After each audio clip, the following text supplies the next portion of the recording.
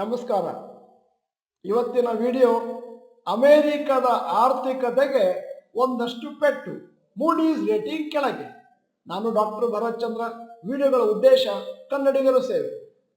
ನಿಮಗೆ ಕುತೂಹಲ ಇರ್ಬೋದು, ಅಮೆರಿಕದ ಆರ್ಥಿಕತೆಗೆ ಪೆಟ್ಟು ಬಿದ್ದರೆ ಭಾರತಕ್ಕೆ ಏನು ಪರಿಣಾಮ ಬೀಳುತ್ತೆ.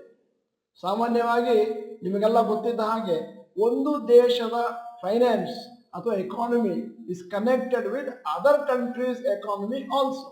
ಅಲ್ಲಿ ಕಮ್ಮಿ ಆದರೆ ಇಲ್ಲಿಯೂ ಕಮ್ಮಿ ಆಗುತ್ತೆ, ಅಲ್ಲಿ ತೊಂದರೆ ಇದ್ರೆ ಇಲ್ಲಿಯೂ ತೊಂದರೆ ಇರುತ್ತೆ.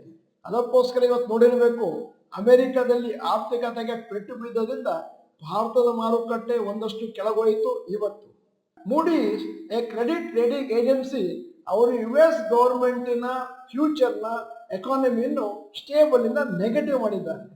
ಅದರಿಂದಾಗಿ US ಗವರ್ಮೆಂಟ್ ಫೈನಾನ್ಷಿಯಲ್ ಸ್ಟ್ರೆಂತ್ ಮತ್ತು political difference in the US, ಅದರಿಂದಾಗಿ ಏನಾದರೂ ತೊಂದರೆ ಆಗ್ಬೋದು ಅನ್ನೋ ಕಾರಣದಿಂದಾಗಿ ಸದ್ಯದ ಮಟ್ಟಿಗೆ Moody has maintain AAA rating for US.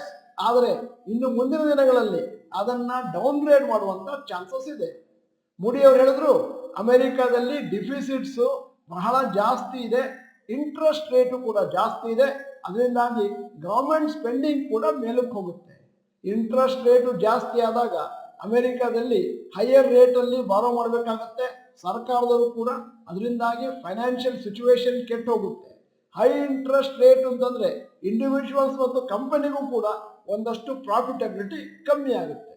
Moody's ಅವರು ಪಬ್ಲಿಷ್ ಮಾಡಿದ್ದಾರೆ ರಿಪೋರ್ಟು 10th ನವೆಂಬರ್ ಫ್ರೈಡೇ. ಮತ್ತೆ within few hours US government ಅವರು ಒಂದು ಅನೌನ್ಸ್ಮೆಂಟ್ ಮಾಡಿದ್ರು, ಡಿಸ್ಅಗ್ರೀಯಿಂಗ್ ವಿತ್ ಅ ನೆಗೆಟಿವ್ ಔಟ್ಲುಕ್. ಮತ್ತೆ ಹೇಳಿದ್ರು, ಜನರಿಗೆ ರಿಯಶ್ಯೂರೆನ್ಸ್ ಕೊಟ್ಟರು, ಅಮೆರಿಕದ economy continue be strong and stable. America ಸರ್ಕಾರದವರು ಕೂಡ ಒಂದು ಸ್ಟೇಟ್ಮೆಂಟ್ ಕೊಟ್ಟರು, ನಾವು ನಮ್ಮ ಗೌರ್ಮೆಂಟ್ ಸ್ಪೆಂಡಿಂಗ್ ಅನ್ನ ಮತ್ತು ಸಾಲವನ್ನು ಕಮ್ಮಿ ಮಾಡ್ತೇವೆ. ಆಗಸ್ಟ್ 2023ರಲ್ಲಿ ಇನ್ನೊಂದು ಗ್ಲೋಬಲ್ ರೇಟಿಂಗ್ ಏಜೆನ್ಸಿ ಫಿಚ್ ಅವರು ಅಮೆರಿಕದ ರೇಟಿಂಗ್ ಅನ್ನು AAA ಇಂದ AA+ ಮಾಡಿದ್ರು. ಇದು ಒಂದು ತರದ ಡೌನ್ ಗ್ರೇಡಿಂಗ್. ಅದರಿಂದಾಗಿ ಅಮೆರಿಕದ ಮಾರುಕಟ್ಟೆ, ಇಂಡಿಯನ್ ಮಾರುಕಟ್ಟೆ ಎಲ್ಲವೂ ಕೂಡ ಇವತ್ತು ನೆಗೆಟಿವ್ ಆಗಿ ಟ್ರೇಡ್ ಆಯಿತು. ಫಿಚ್ ಡೌನ್ ಗ್ರೇಡ್ ಆಗಸ್ಟ್ ಅಲ್ಲಿ ಅಮೆರಿಕದ ಸ್ಟಾಕ್ ಮಾರ್ಕೆಟ್ ಸಡನ್ ಆಗಿ ಲಾಸ್ ಆಯಿತು.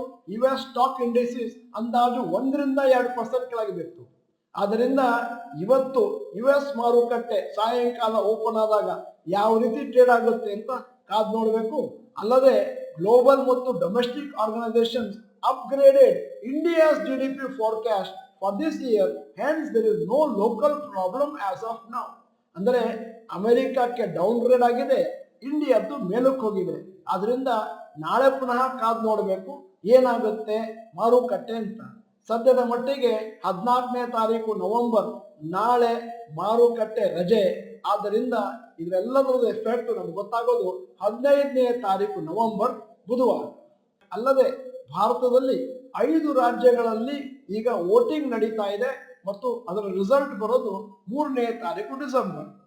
ಈ ರಿಸಲ್ಟಿನಿಂದಲೂ ಕೂಡ ಭಾರತದ ಸ್ಟಾಕ್ ಮಾರುಕಟ್ಟೆಗೆ ಒಂದಷ್ಟು ಮೂವ್ಮೆಂಟ್ಸ್ ಇರುತ್ತೆ. ಮತ್ತೆ ಏನಾದರೂ ಸರ್ಪ್ರೈಸ್ ಆದ್ರೆ ಮತ್ತು ಗವರ್ಮೆಂಟ್ ಪಾಲಿಸಿ ಏನಾದ್ರು ಚೇಂಜ್ ಆದ್ರೆ ಆಗ ಷೇರು ಮಾರುಕಟ್ಟೆ ಕರೆಕ್ಟ್ ಆಗಿ ರಿಯಾಕ್ಷನ್ ತಗೊಳುತ್ತೆ. ಆದ್ದರಿಂದ ಈ ಎಲೆಕ್ಷನ್ ಆದ್ಮೇಲೆ ಕಾದ್ ನೋಡಬೇಕು, ಜನರಲ್ ಎಲೆಕ್ಷನ್ ವರೆಗೂ ಯಾವ ರೀತಿ ಮಾರುಕಟ್ಟೆ ಮೇಲೆ ಅಥವಾ ಕೆಳಕ್ಕೆ ಹೋಗ್ಬೋದು. ಈಗ ಈ ವಿಡಿಯೋದ ಕೊನೆಯಲ್ಲಿ ನಿಮ್ಮ ಜನರಲ್ ನಾಲೆಜ್ಗಾಗಿ ಒಂದು ಪ್ರಶ್ನೆ ಕೇಳ್ತಾ ಇದ್ದೇನೆ. ಭಾರತದಲ್ಲಿ ಯಾವ ಲೈಫ್ ಇನ್ಶೂರೆನ್ಸ್ ಸೆಕೆಂಡ್ ಪೊಸಿಷನ್ ಇದೆ? ನಿಮ್ಮ ಮುಂದೆ 4 ಆಯ್ಕೆಗಳು: SBI life, HDFC life, ICICI Prudential, Bajaj alliance. ನೀವು ಡಾಕ್ಟರ್ ಭರತ್ ಚಂದ್ರ ಇನ್ಸ್ಟಿಟ್ಯೂಟ್ ಕನ್ನಡ ಚಾನಲ್ ಮೆಂಬರ್ ಅಂತಂದ್ರೆ ಇದೀಗ ಸಮಯ. ಸಬ್ಸ್ಕ್ರಿಪ್ಷನ್ ಬಟನ್, ಬೆಲ್ ಐಕಾನ್ ಒತ್ತಿ. ವಿಡಿಯೋ ಚೆನ್ನಾಗಿದ್ರೆ ಲೈಕ್ ಬಟನ್ ಒತ್ತೋದನ್ನು ಮರಿಬೇಡಿ. ವಿಡಿಯೋನ ನಿಮ್ಮ ಎಲ್ಲಾ ಸ್ನೇಹಿತರಿಗೂ ಫಾರ್ವರ್ಡ್ ಮಾಡಿ. ವಿಡಿಯೋನ ಸಂಪೂರ್ಣವಾಗಿ ನೋಡಿದ್ದಕ್ಕೆ ಧನ್ಯವಾದಗಳು. ನಮಸ್ಕಾರ.